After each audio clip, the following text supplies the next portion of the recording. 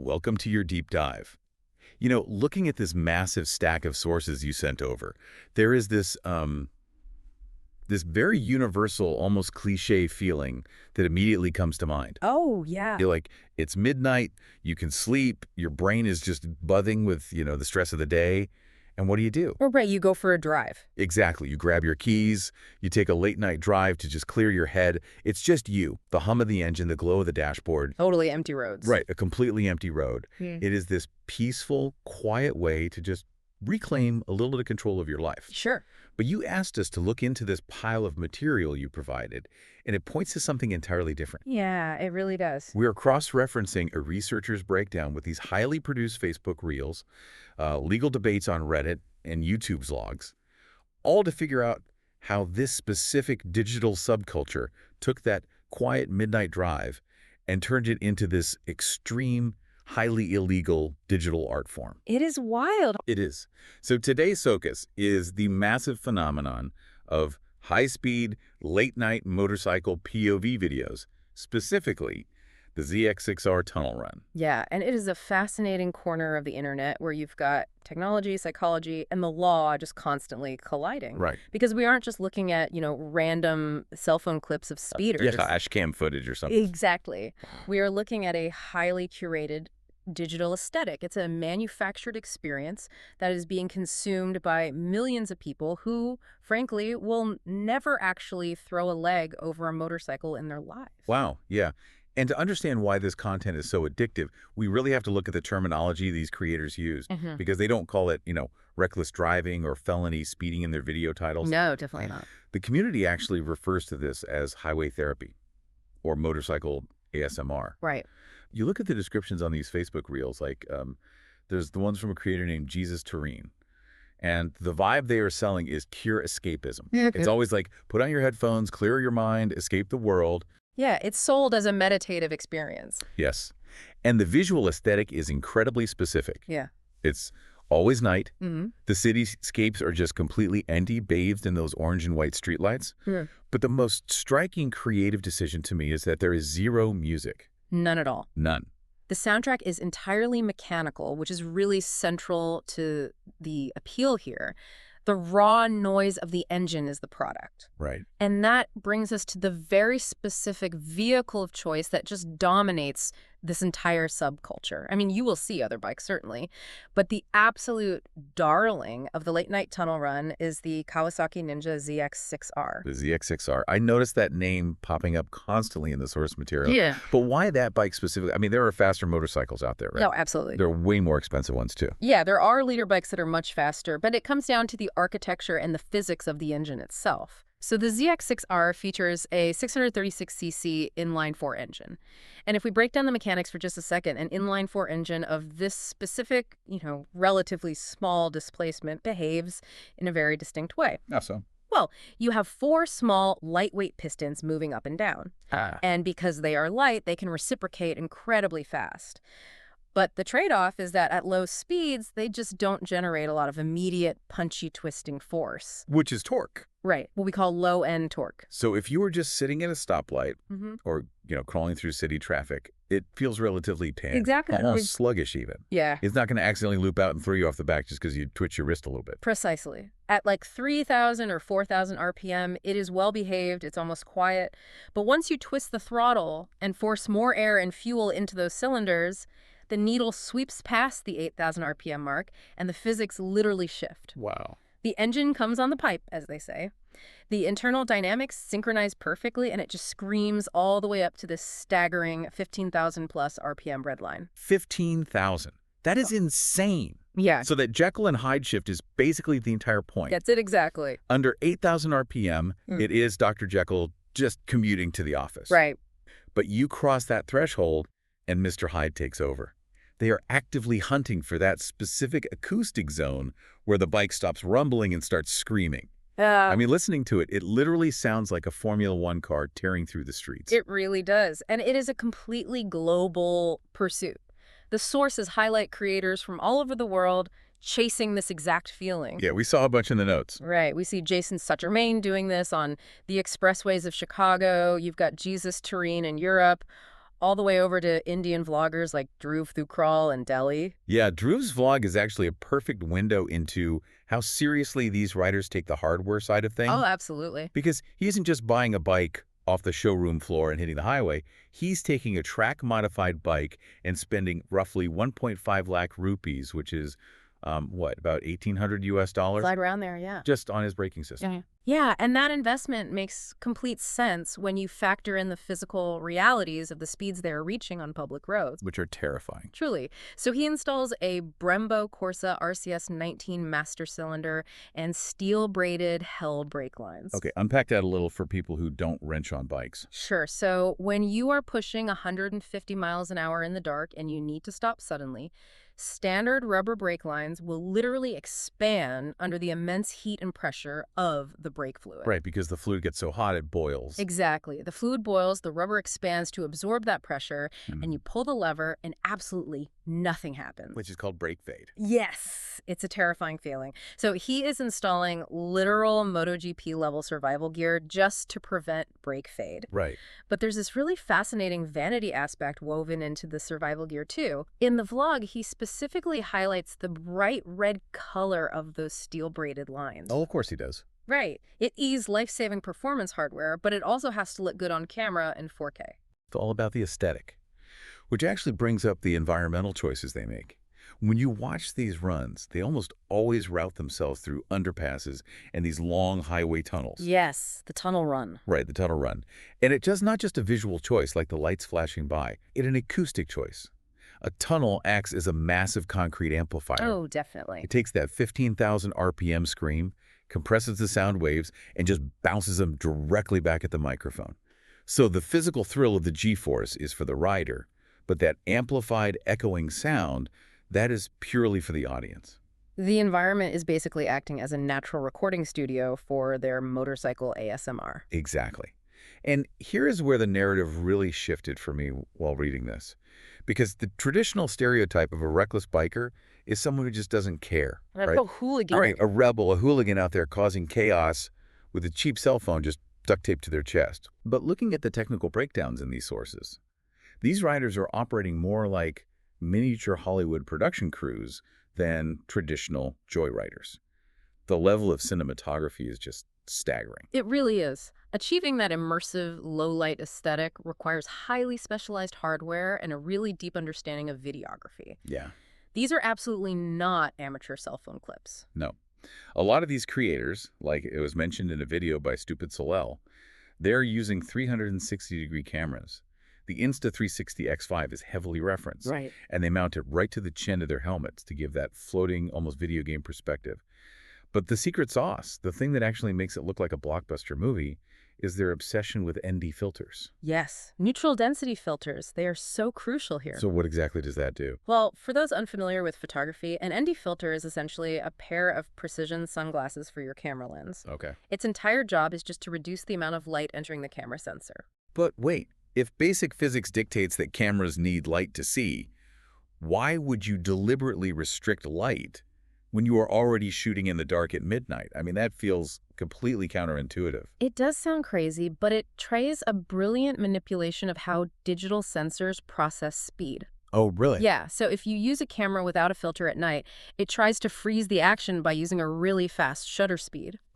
And the result of that is a video that looks choppy, jittery, and just incredibly anxious to watch. But by putting sunglasses on the camera lens, you force the camera to keep its electronic shutter open just a fraction of a second longer to gather enough light to make an image. Ah, I see. So while that shutter is dragging open just a tiny bit longer, the motorcycle is moving incredibly fast. Exactly. Which means the passing street lights, the road markings, the taillights of other cars, they all blur into these long, smooth, continuous streaks across the frame. You've got it perfectly. It creates this flawless cinematic motion blur. It visually translates the visceral feeling of speed in a way that the human eye expects to see it, which tricks the viewer into really feeling the velocity. It is a highly deliberate, very technical, artistic choice. That is wild, and they take it even further for the static shots, too. Like, Drew Thukral breaks down his secondary camera rig in his vlog. Oh, yeah, his B-roll camera. Right, and he, using a Sony ZV-E10 Mark II, which is a mirrorless camera, with the 1770mm lens set on auto, just to capture the perfect depth of field for the night aesthetics when they pull over and talk. The production value is crazy. It is. But as cinematic as the video is, we really have to talk about the audio. Because if you stick a camera on a helmet at 150 miles per hour, basic aerodynamics dictates you're just going to record a deafening hurricane of wind noise. Just absolute static. Right, and nobody wants to listen to that. No. Wind noise is the absolute enemy of the POV video. To capture that pure exhaust note, the ASMR we discussed, they have to get incredibly creative with their audio rating. So what do? They must be physically hiding the microphones, right? Like shielding them inside the chassis somewhere. That is exactly what they do. Really? Yeah. They use external microphone adapters wrapped in heavy-duty wind muffs, what they often call dead cats in the film industry. Oh, yeah, those fuzzy things. Right. But the real trick is taking wireless lavalier microphones, like the DJI mic, and strategically burying them. Where do they even put them? Well, they will route the mic deep inside the cheek padding of their helmet, completely protected by the visor. Okay. Or, even crazier, they will run a wire all the way down the frame of the motorcycle to mount the microphone directly near the exhaust pipe, entirely shielded from the wind by the bodywork of the bike itself. So they are literally sound designing their own illegal street races. Pretty much. They are prioritizing the production value over everything else. Yeah. Which really, it makes you question the psychology driving this whole subculture. It really does. Are these riders actually addicted to the adrenaline rush of the speed? Or are they just addicted to the rush of getting the perfect cinematic shot? Honestly, the gamification of reality is the dominant factor here. Yeah. The adrenaline of the physical speed is potent, obviously, but the anticipation of the views, the likes, the comments validating the sound and the camera work, that provides a secondary and arguably much more powerful dopamine hit. Right. The ride is merely the vehicle for the content. They are literally risking their lives and their freedom to serve an algorithm. Which brings us to the inevitable clash with reality. Because once this beautiful 4K evidence of illegal activity is posted online to feed that algorithm, it obviously draws the attention of law enforcement. Oh, absolutely. And the sources detail this massive, constantly evolving digital cat-and-mouse game between these riders and the police. A game that begins with a rather hilarious and deeply flawed legal defense mechanism heavily used by this community. Oh my gosh, yes. Yeah. The famous filmed in Mexico disclaimer. Yes. If you scroll through the video descriptions of these high-speed runs, you will see it everywhere. Yeah. It's always like, filmed in Mexico, close course, all footage is CGI. Even when there is clearly a recognizable American skyline, like the Willis Tower in Chicago, towering in the background of the shot. Right. It's this bizarre illusion of digital safety. There seems to be a persistent myth in these subcultures that if you simply declare the video was filmed outside of your local jurisdiction or you claim it's a computer-generated animation, the police are just legally powerless to use the footage against you. Which, I mean, fundamentally misunderstands how the legal system works. Yeah, just a little bit. The filmed in Mexico defense completely evaporates the moment a local prosecutor decides to actually pay attention. Right. Our sources point to a massive reality check detailed in a Reddit thread on the Motorcycles board. A Danish rider was recently tracked down by authorities and hit with 86 separate traffic citations. 86. And the key detail there is that this wasn't from a police chase. No. The police didn't catch him in the act at all. The citations were issued purely based on the backlog of videos he had publicly posted online. So, as the legal realities started catching up with the community, the tactics had to evolve.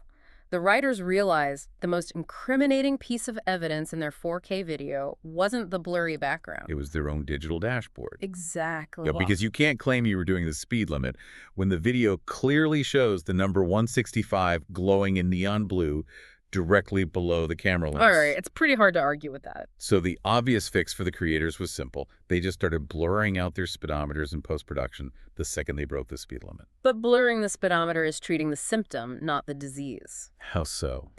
Well, you are still providing a high-definition video of your environment, and this is where law enforcement and city attorneys have adapted with incredible forensic ingenuity. Because you don't need a speedometer to prove speed if you have distance and time. Exactly. It is basic, undeniable physics. Speed equals distance divided by time. So law enforcement started looking at the dashed lines painted on the highway. Oh, wow. Yeah. In the United States, for example, those lines are governed by the Manual on Uniform Traffic Control Devices. They are not painted randomly. I had no idea. Yeah. On a highway, a dashed line is typically exactly 10 feet long, followed by an exact 30-foot empty gap. Wait, really? So a prosecutor knows the exact distance of the environment just by looking at the paint on the road. Exactly. And because it's a digital video file, they know the exact time too. Right. A standard YouTube video runs at 60 frames per second. Okay. So if a police officer goes in and counts how many frames of video it takes for the front wheel of the motorcycle to pass from the beginning of one line to the beginning of the next, they have fractions of a second. They have the exact distance, they have the exact time, and they can calculate the precise mathematical speed of the motorcycle. That is unbelievable. They're doing frame-by-frame forensic math on a vlog. Yes, they are. And even if the lines aren't clear, they just use unblurred landmarks. Yeah. They see a specific street sign and an overpass. They open Google Earth, measure the exact distance between point A and point B, check the timestamp on the video to see how fast the rider covered that distance, and boom, the math proves a felony. It really does. And the broader motorcycle community is acutely aware of how foolish this self-incrimination is. In that same Reddit thread we mentioned, users are actively mocking the riders who do this. Oh, yeah. My favorite quote from the thread was a user lamenting the state of modern crime. Oh, that was great. They pointed out that old-school criminals operated in the dark, dressed in black, wearing ski masks to hide their identity. Right. But today's criminals buy expensive camera gear to film their own evidence in 4K, edit it, and broadcast it to the world. It's absurd. It's like leaving a breadcrumb trail to your front door, except the breadcrumbs are uncompressed video files with perfectly sound-designed audio. It really demonstrates a stunning lack of self-preservation. But the digital loopholes failing is really only half the battle. We also have to look at the very real physical consequences these riders face on the streets when they actually encounter law enforcement in person. Because eventually, you have to stop for gas, or you hit traffic, or you run into a roadblock. We looked at a YouTube blog by a creator named MK. Yes. He rides a Yamaha R1M, which is another incredibly fast, notoriously loud sport bike. And he and his group are out late at night, and suddenly they are absolutely swarmed by police cruisers. And the context of the stop is important here. The police weren't randomly pulling them over. They were responding to a flood of noise complaints and reports of street racing near a K1 go-kart location. Right. And you watch this interaction on the vlog, and MK plays it incredibly cool. The officer immediately asks if they were racing. MK denies it entirely. Of course. He deflects by pointing out their tucked license plates, which, by the way, is illegal in itself. Right. But then he pivots and says, honestly, officer, our vehicles are just really loud. That's probably why someone called. Huh? He plays into the fact that an inline-four sport bike sounds like it is going 100 miles an hour, even when it is only going 30. That's clever. He successfully uses the mechanical nature of the bike as an alibi. And remarkably, it works. The cops basically give him a warning to be careful and let the group ride away. Wow. I mean, he managed to verbally de-escalate the situation, but that interaction really highlights the constant friction between this subculture and the general public. Absolutely. To the rider, screaming through a tunnel is highway therapy. But to the sleeping neighborhood they are blasting through at 2 a.m., it is a terrifying, glass-rattling nuisance. And the hazards on the street aren't just legal or, noise complaints. They are bizarrely physical. Okay. In Drew Thukel's video, his group is out on the Dworka Expressway. They are actively drag racing, fully aware that the police are somewhere right behind them on that same stretch of road. Which is crazy to begin with. Right. And in the middle of this high-speed, high-stress situation, they are forced to pull over because they literally ran over a heavy gold chain that got kicked up and tangled in the undercarriage of the motorcycle. A gold chain. It just underscores the sheer unpredictability of public infrastructure. Yeah, you just never know. You can spend thousands on the best Brembo brakes, you can buy the stickiest track tires, you can set up the perfect 4K camera rig with ND filters, but you have zero control over the environment. None. You cannot control what debris is left on the asphalt, what a startled driver might do in the lane next to you, or when a police cruiser will just round the corner. And the audience watching these videos is well aware of that reality, too. Yeah. The public backlash in the comment sections can be visceral. On a video by Stupid Solal, a commenter just left a 2-word response in French. What did it say? Candidate au suicide. Wow. Candidate for suicide. And the Reddit threads are filled with users calling out the staggering cognitive dissonance of this specific community. Yeah, the Reddit community makes a very valid observation about the hypocrisy of certain writers here. Yeah. You have individuals who intentionally weave through highway traffic at 140 miles per hour, prioritizing their camera angles over their own safety, and then act shocked and play the victim when a terrible accident inevitably happens. Right. Looking at the camera gear, the legal gymnastics, the sheer physical risk, it all points to a massive psychological shift. This isn't a modern counterculture rebellion, right? These aren't the new outlaws riding off into the sunset. No, not at all. Yeah. This subculture perfectly encapsulates a phenomenon we might call information age vanity. Okay, I like that term. Yeah, in past generations, the human instinct for self-preservation almost always outweighed the desire for attention. If you did something illegal or highly dangerous, your primary goal was to hide it. Right, don't leave evidence. Exactly. But today, the human desire for digital validation, the likes, the comments, the algorithmic reach, it has grown so powerful that it actively overrides basic survival instincts. They are risking everything, their licenses, their freedom, their actual lives, literally just for the engagement metrics. And it serves as a profound lesson in the permanence of digital footprints. Yeah. Once that video file is published, control is entirely relinquished. The cute, filmed in Mexico text won't save you from a prosecutor who has the time and the basic math skills to calculate your speed from the painted lines on the road. Right. The video ceases to be art. It just becomes an immortal witness testifying against the creator. Which leaves us with a truly chilling technological prospect to mull over based on the sources you provided. Okay, what is it? Well, if local police departments and city attorneys can currently sit at a desk and calculate a rider's speed using the highway dash lines in a YouTube video, how long is it until social media algorithms are trained to do this automatically? Oh, wow. I mean, the computer vision technology required to do that already exists and is being refined daily. Right. The algorithm they are currently feeding with their 4K videos is learning from them. That's a scary thought. In the near future, the platforms themselves, YouTube, Facebook, Instagram, they might deploy algorithms that automatically flag a video, calculate the mathematical speed based on the environment, geolocate the footage using the background landmarks, and forward that data directly to local law enforcement the very second a creator hits upload. Wow. The platform's algorithm won't just be serving them ads and tracking likes anymore. It will become the ultimate, inescapable highway patrol. Exactly. Something to think about the next time you feel the urge to take a late-night drive to clear your head. Keep the speeds legal, and definitely leave the 360-degree camera at home. Thanks for diving deep with us.